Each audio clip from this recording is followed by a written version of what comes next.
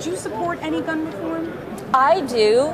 As far as, for example, the Uvalde, I do not believe that young man, I mean, yes, 18 is legal adult. You can go in the military, you can, fight for our country. That's okay. You can't buy alcohol. Why should you be able to buy weapons at 18? As far as a reform, I don't think what the liberal Democrats are looking to do is the right thing. I mean, it is our rights to have the ability to have a firearm. So I think what they're trying to do is a little much of an overkill. It's a tool. And I mean, I work with dangerous tools all the time. I got nail guns, I've got hammers, I've got multiple chainsaws at home. I'm more scared of my chainsaw than any of my firearms. I make one little oops with a chainsaw, I'm, gonna have trouble writing my name again. Polls show that the majority of Americans, 89%, support expanded background checks. Background checks for all gun sales. I don't have a problem with, that's one thing I don't have a problem with. Yeah, look at somebody, if they're convict or they've, pedophile, whatever, have a history of violence. Darn right. I don't, by being a bad person, you've given up your right to a freedom. I'm okay with that. Is the NRA's grip on right-wing politics weakening? It might be.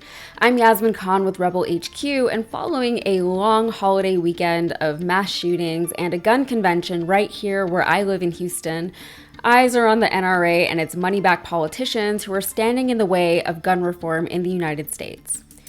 It's a story that we're used to hearing, to the point that it feels ridiculous to just be going through all the same motions all over again. If someone's response is so painfully predictable, is it even worth issuing a response anymore? I mean, do we really need another statement from Mitch McConnell or Ted Cruz about how senseless gun violence is in this country? Is anyone looking to any of these so-called leaders for guidance and comfort during this time? Or are their words so incredibly empty and pointless that it's insulting that they still bother to say them with the expectation that people can't see through them? But I know, they have to do the thing. They have to respond or else they get chastised for not responding. And honestly, I've never really understood that. We all know that their responses are canned and fake, so who really cares whether or not they do the dance once the music kicks on? It's like, just have a seat since you're not going to commit anyway. You're not doing anything that we haven't seen before. But people rightfully want action from their legislators, but we're tired of performative condolences that do nothing in the face of real danger. These paid politicians aren't here to serve us anymore, so appealing to their humanity, shaming them for their greed, and countering their hate with logic are all ineffective ways of enacting change. And it's so boring to say at this point, but really, you have to hit their pockets. And that is where the NRA comes in. The National Rifle Association, also the NRA called, has been a key player in those battles, particularly at the federal level. John Yang looks now at the organization and its influence. Judy, the NRA's blessing or opposition has meant passage or defeat for gun legislation over the years, as the group argues the supremacy of the Constitution's Second Amendment right to keep and bear arms. In a statement today, the NRA said its deepest sympathies are with the families and victims involved in this horrific and evil crime. The statement never mentions the weapon used, saying instead that while an investigation is underway and facts are still emerging, we recognize this was the act of a lone, deranged criminal. Okay, you know how when people get caught in a lie, or let's not even say a lie, let's just say an illogical argument, and instead of admitting their moment of weakness, they instead choose to just double down and go with it, even if it means gaslighting people and humiliating themselves because their horrid Machiavellian brains are so focused on their end goal? Well, that is what we're seeing with the GOP right now.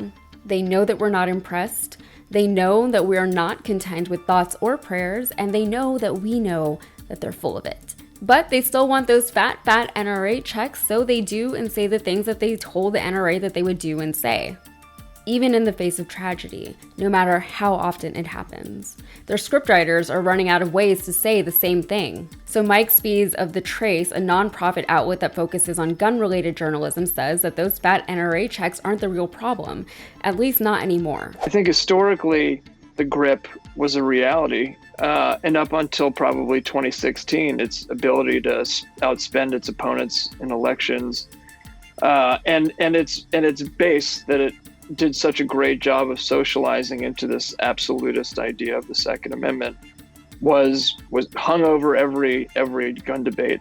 But I think their influence has been significantly lessened over the last few years, in particular owing to their deep financial troubles, their demonstrated inability to spend to influence elections, sort of takes the teeth out of anything they can do. And additionally, what was such a potent force that they had for so long was their messaging apparatus, and that was largely driven by the PR firm that was their contractor for such a long time, Ackerman McQueen. All of the combative messaging, ads, personalities that people are familiar with, those were all created by an ad firm, and that no longer works with the organization.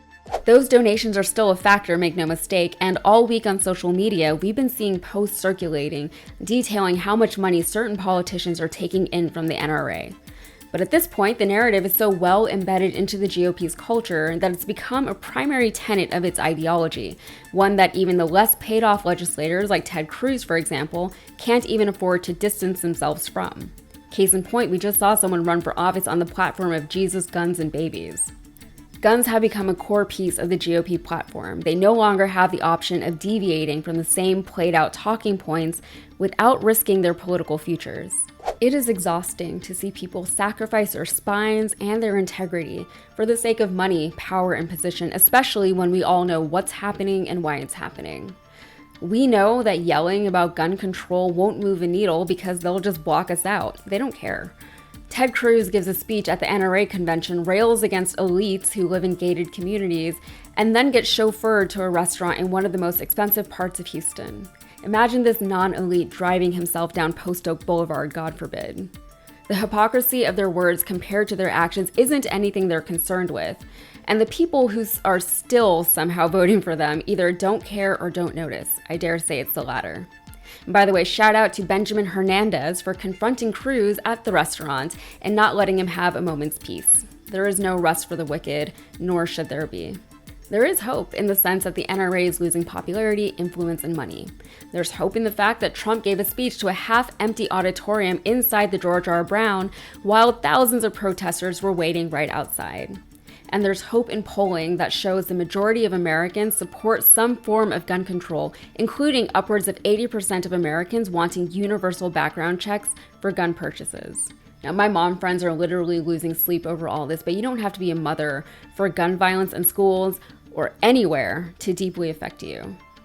So as always, it comes down to money and votes. We have to vote in November, and we have to turn out in unprecedented numbers.